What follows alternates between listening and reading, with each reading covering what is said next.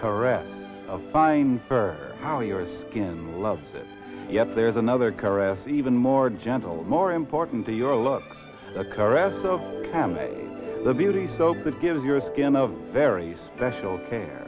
Caressing care. Yes, Camay, the only leading beauty soap containing cold cream. Have you ever scrolled through Instagram or TikTok and felt like everyone's life looks curated? Like each person belongs to their own little genre? The cottagecore girl with her vintage dress and field of flowers, the clean girl with her dewy makeup and neutral wardrobe, or the dark academia enthusiast, always lit by candlelight with a stack of leather-bound books. It's not just your imagination. Style today has been replaced by aesthetics, rigid categories that people adopt like uniforms. It seems like individuality has been replaced by adherence to trends. But how did we get here? Why are aesthetics dominating the way we dress, decorate, and even behave? And does this mean the death of personal style?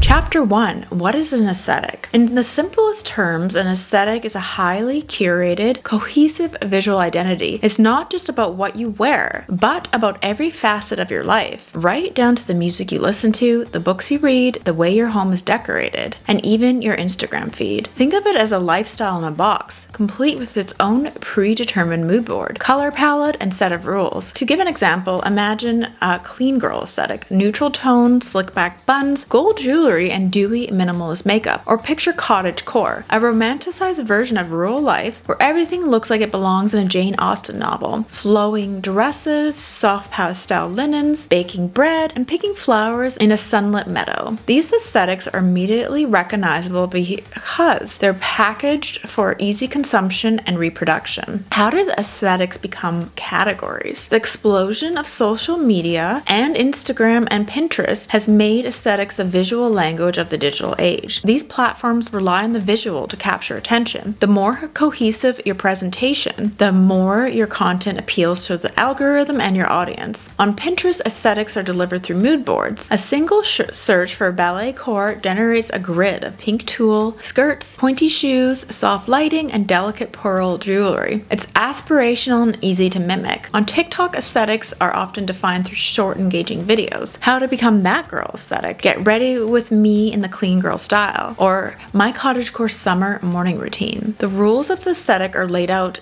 for viewers, creating a formula anyone can follow. The trend-based nature of these platforms ensures aesthetics are constantly evolving. New ones like weird girl aesthetic, indie sleaze, bloke core appear overnight, while older ones fade into obscurity. Each aesthetic exists as a trend to be adopted, consumed, and discarded when something new emerges. So why are aesthetics so appealing? So why do people gravitate towards aesthetics in the first place? There are a few key reasons. One is identity through labels. In an overwhelming, fast-paced world, aesthetics offer a shortcut to identity. By aligning yourself with an aesthetic, you're telling the world who you are, or at least who you aspire to be, without having to explain yourself. Are you soft and romantic? You're cottagecore. Ambitious and put together? You're a clean girl. Reason number 2 is a sense of belonging. Aesthetics create a sense of community. When you align yourself with a particular aesthetic, you're instantly part of a group. Whether you're into dark academia or Y2K, there's a ready-made community of like-minded people who share your visual preferences and lifestyle goals. Reason number 3 is escapism. Many aesthetics present an idealized, almost fantastical version of life. Cottagecore isn't just about wearing vintage dresses. It's about escaping modern pressures and imagining a slower, simpler life in the countryside. Similarly, the clean girl aesthetic is about creating the illusion of effortless perfection, free of flaws and messiness. And the reason number 4 is algorithmic influence. Aesthetics fit perfectly into the digital landscape. Social media platforms reward polished, consistent content, which means creators and by extension their audiences are incentivized to stick to a recognizable aesthetic. Consistency breeds success, and aesthetics are inherently consistent. And the rules of aesthetics, creativity or conformity. While aesthetics are often celebrated as a way to promote creativity and self-expression, fashion, they also come with a sense of rigidity. There's an unspoken rule book to every aesthetic that dictates what you can and cannot wear, how you present yourself, and even how you live your life. Take the dark academia as an example. The uniform includes earth tone clothing, tweed blazers, oxfords, and plaid skirts. The lifestyle encourages candlelit study sessions, reading classical literature, and listening to melancholic music. The aesthetic has its own values, intelligence, introspection, and even appreciation for nostalgia. To deviate from these rules, say by wearing bright colors or enjoying mainstream pop music, means breaking the illusion of the aesthetic. This is where the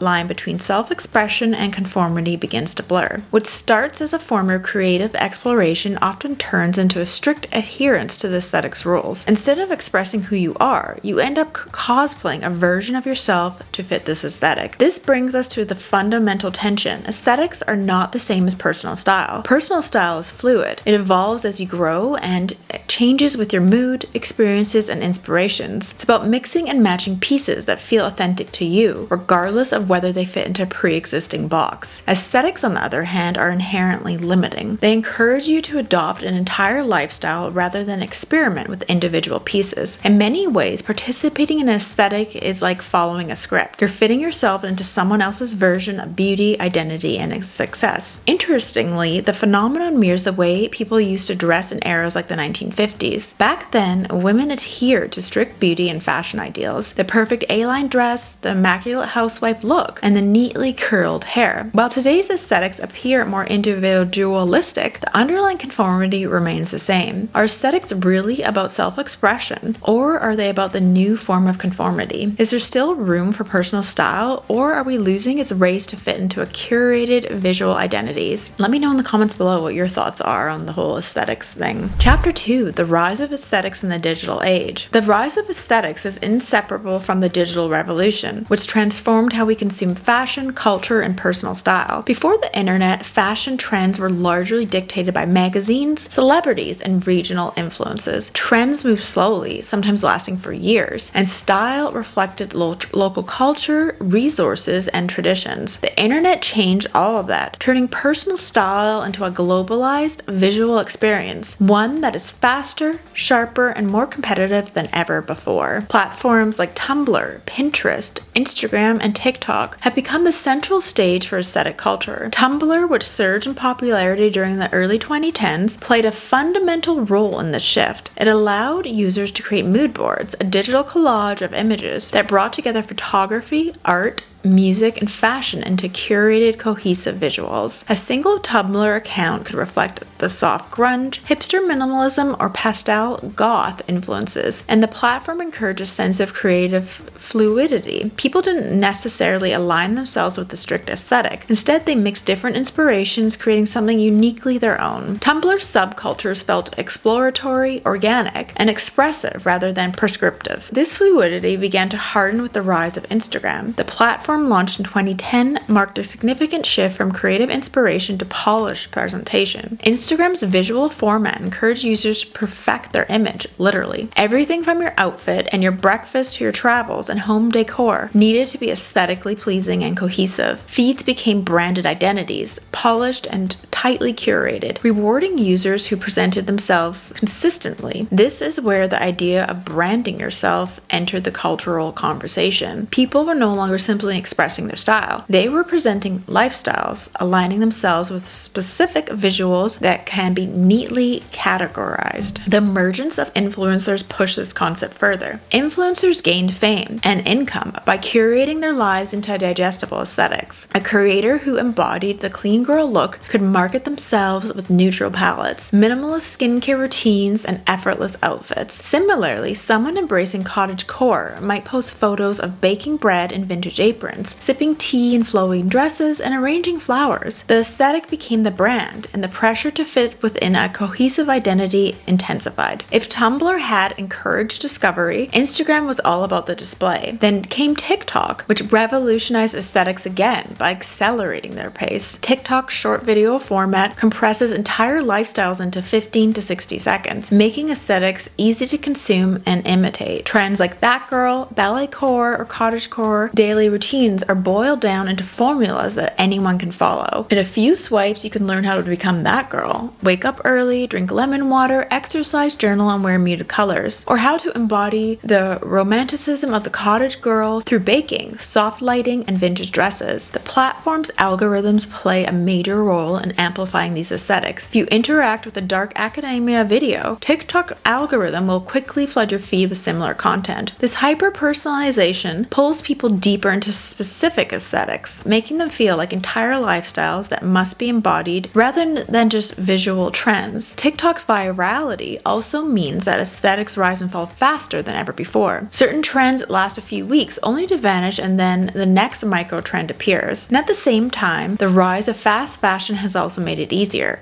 and more tempting to jump between aesthetics. Retailers like Shein, Zara, and H&M turn out cheap clothing that reflects whatever aesthetic is trending that month. If Y2K fashion is everywhere in March, you can build an entire wardrobe in that style. By May, if balletcore takes over, it's easy to swap everything out and start over. I mean, in the past, true, like people bought like 2 or 3 items of clothing per season. That's it.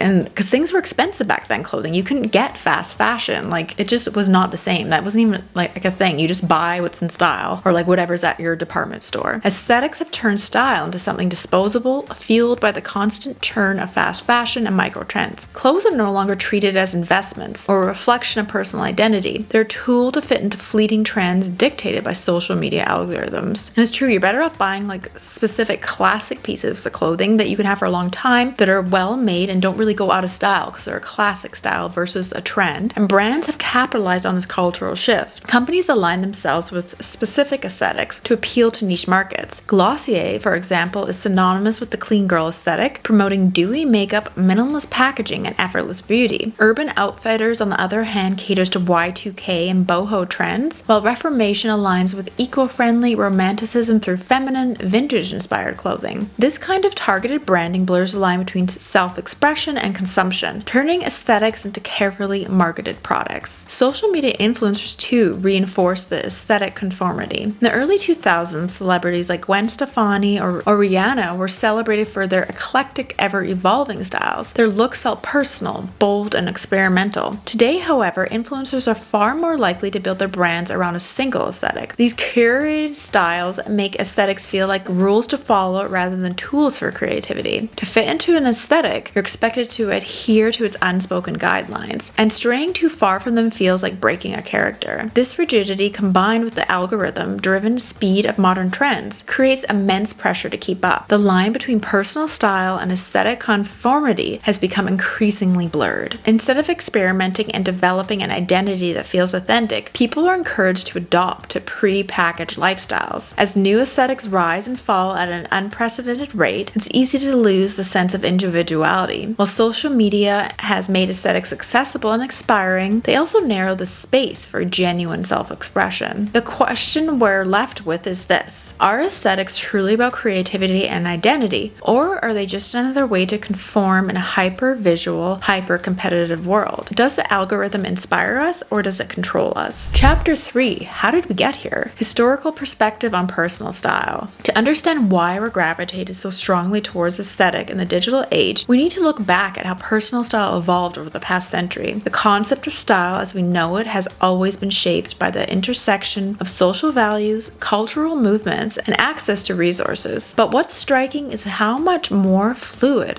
and personal style was in the past compared to today's rigid aesthetic categories. The story of personal style is one of rebellion, creativity, and individuality, qualities that seem to be fading in the age of the algorithm-driven trends. Style in the early 20th century. Conformity and uniformity in the early 20th century. Personal style was not as personal as we think of it today. Fashion trends were heavily dictated by societal norms, and people dressed in ways that signified their roles within those structures. For example, in the 50s, women were expected to embody ideals of femininity, modesty, and domesticity. Their wardrobes reflected this: tailored A-line dresses, pearls, loves, and the perfectly styled hair. Fashion at this time wasn't just a reflection of personal taste. It was a uniform tied to societal expectations, and it's true, you really had to fit within that realm. Men too followed rigid dress codes codes, with suits and ties as the standard, even in casual settings. Clothing communicated class, respectability, and adherence to social order. While some individuals found ways to rebel against these norms, think of beatniks or early rock and roll enthusiasts. Style for the average person was more about blending in than standing out. And what's fascinating is how closely this mirrors today's aesthetic-driven culture. Just like the 50s had rules for how women should dress and behave, each aesthetic today comes with its own set of unspoken guidelines. Cottagecore encourages the rural romanticized way of life, dark academia values intellectualism and nostalgia, and then the clean girl aesthetic is all about being minimal. And while these aesthetics seem liberating on the surface, they impose a similar rigid set of expectations, dictating not just what you wear, but how you present your entire life. The rigidity of the early 20th century began to break down in the 60s and 70s. These decades were defined by rebellion, experimentation, and a rejection of traditional norms. The counterculture movement, driven by political upheaval, the civil rights movement, and the Vietnam War encouraged young people to express their individuality through their appearance. The hippie movement embraced free-spirited eclectic style, drawing inspiration from non-Western cultures and natural materials. Tie-dye, bell-bottoms, and flowing skirts rejected the polished conformity of the previous generation. At the same time, punk rock emerged as a direct challenge to societal expectation. Spiked hair, ripped clothing, safety pins weren't just fashion statements, they were acts of defiance. This era marked the beginning of personal style as a form of self-expression and rebellion. People used fashion to communicate their values and align themselves with subcultures. Unlike today's aesthetics, these subcultures weren't neatly packed and easily consumed. They required commitment, creativity, and often a willingness to step outside social norms. But even then, subcultures become prescriptive in their own ways. The hippies had their flowy garments, punks had their black leather, and disco lovers had their glittering jumpsuits. Still, the differences was that these movements were less about aesthetic perfection and more about expressing political, social, and personal ideologies. There was room to experiment, mix influences, and create something truly unique. By the 80s and 90s, personal style had become even more eclectic and individualized. The 80s saw the rise of the bold, flamboyant fashion, fueled by pop culture icons like Madonna, Prince, and David Bowie. The idea of creating a unique look began to take hold as people embraced bright colors, oversized silhouettes, and unconventional pairings. The 1990s built on this eclecticism, but with a more subdued and iconic tone. Grunge emerged as the reaction to the overtop consumerism of the 80s. Flannel shirts, ripped jeans, and Doc Martens defining the look. Hip-hop also became a dominant cultural force, influencing fashion with baggy pants, gold chains, and sneakers. Meanwhile, preppy fashion coexisted with goth punk and rave styles, and people began mixing elements from various subcultures to create their own unique identities. And this era was a golden age of personal style. You could borrow from different movements, mix high and low fashion, and wear whatever felt authentic to you. There wasn't as much pressure to fit into a single category or aesthetic. Instead, individuality and experimentation were celebrated. And looking back, the 1990s and early 2000s stand in stark contrast to today's aesthetic culture. While the internet and social media were starting to emerge, they hadn't yet created the globalized monoculture we see now. Trends moved more slowly, and there was a sense of regional diversity in style. If you wanted to try a new look, you had to seek out inspiration in magazines, music videos, or local thrift stores, not on social media. And I'm trying to think, like, before social media and everything, I think I just looked in magazines, or maybe kind of, I guess, shopping, like movies, film, just different. Everything changed in the 2010s when social media began to dominate how we interact with fashion and culture. Social media encouraged users to curate lives into polished visual feeds, and influencers emerged as tastemakers for an increasingly global audience. This marked a significant turning point in how personal style was perceived. Instead of being celebrated for individuality, people were rewarded for adhering to specific trends and aesthetics. Even in the early 2010s, I feel like there wasn't necessarily like these aesthetics coming yet. I only started noticing it more in maybe like 2017 onwards, maybe, where people started calling them the different aesthetics. If you wanted to be noticed, your feed needed to look cohesive. Whether then it meant muted tones or a minimal aesthetic, you had to fit within this mold. Meanwhile, brands and fast fashion quickly adapted. I noticed even like places like different clothing, like online retailers and stuff, you can shop the different aesthetics within there, which is kind of interesting. Like that wasn't before. Or like I previously mentioned, stores are completely curated to certain aesthetics, and then they only work with influencers that are part of that aesthetic to kind of promote their branding and everything. And unlike the counterculture movements of the past, like the 60s and 70s, or the eclectic experimentation of the 90s, the aesthetics today feel very prescriptive. They encourage conformity, rewarding those who play by the rules of a particular aesthetic. I don't know, I mean, eventually someone is inventing this aesthetic and other people are copying, unless some of the magazines are doing it too. It's interesting to think about how each of them started, and the history of personal style reveals a shift from self-expression to aesthetic conformity. The past style was about experimenting, rebelling,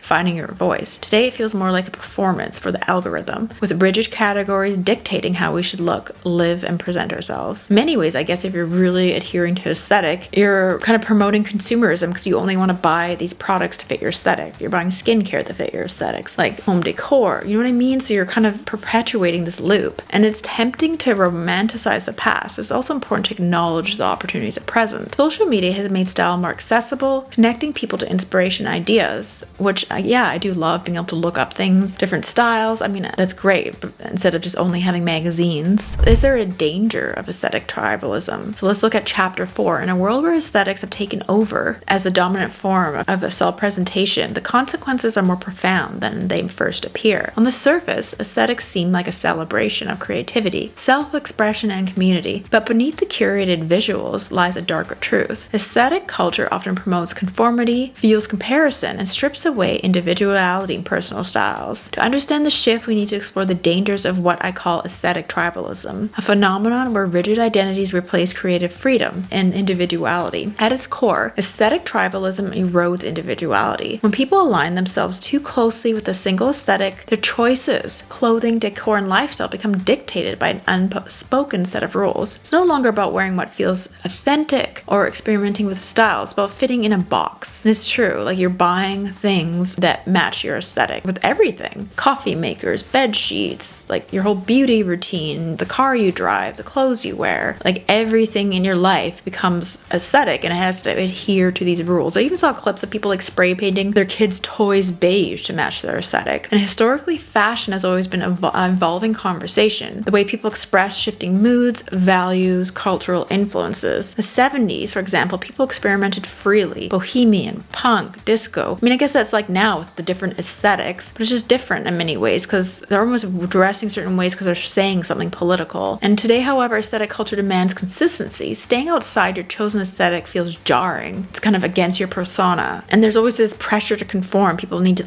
to fit into their mold, to choose an aesthetic to help curate their feed. They can't have a feed, heaven forbid, with multiple aesthetics. That would be too jarring. And that girl aesthetic's a perfect example. The tremendous promotes a carefully curated lifestyle. Waking up at dawn, having your green smoothies, journaling. While this aesthetic can be inspiring, it's immense pressure. And it just, people that consume this aesthetic feel like they have to fit this mold of immense pressure. And then they're comparing themselves. Why don't I get up at 5 a.m.? Why aren't I going to yoga? Why don't I have this gym set? Maybe I should buy this curated set so then I can fit into this wonderful lifestyle. And if I don't do this, then I'm not good enough. So it's this endless feedback loop of consumerism, buying. You need this to fit into the next aesthetic. So it's kind of a never-ending cycle, in my opinion. And again, it's like the 1950s where people were fitting into this rigid conformity. Like women had to have this perfect life in the 50s, be this perfect housewife, fitting into that aesthetic, dressing proper, matching lipstick to their outfits. And it is like that in many ways today. So it's interesting to see what's going to happen in the future. Like I always feel like now, because of social media, there's always going to be this aesthetic culture, and I think people are just going to come up with new aesthetic cultures, and they're going to there's just always going to be a new aesthetic, and people are going to constantly evolve into the new aesthetic as long as social media is around, in my opinion. So is personal style really dead? Not entirely, but it's on life support. Aesthetics aren't inherently bad. They can be fun, they can be inspiring, and a way to connect with like-minded people, but when they replace individuality, we lose something essential, the freedom to experiment, evolve, and truly express ourselves. So what do you think? Are aesthetics killing personal personal style, or are they just a new way of expressing individuality? So let me know in the comments below, and I'm always curious to know your thoughts. What do you think of aesthetics? Do you adhere to aesthetics? I mean, I do like certain looks, like I enjoy the cottagecore aesthetic. I like the idea of like making bread. I love vintage and florals and stuff, so I'm not necessarily against aesthetics. It's just interesting to think about, because I really started noticing more so lately all these different aesthetics and people want to fit within them. So I just thought it was an interesting topic. Anyways, let me know in the comments below, and don't forget to check some of my other videos out.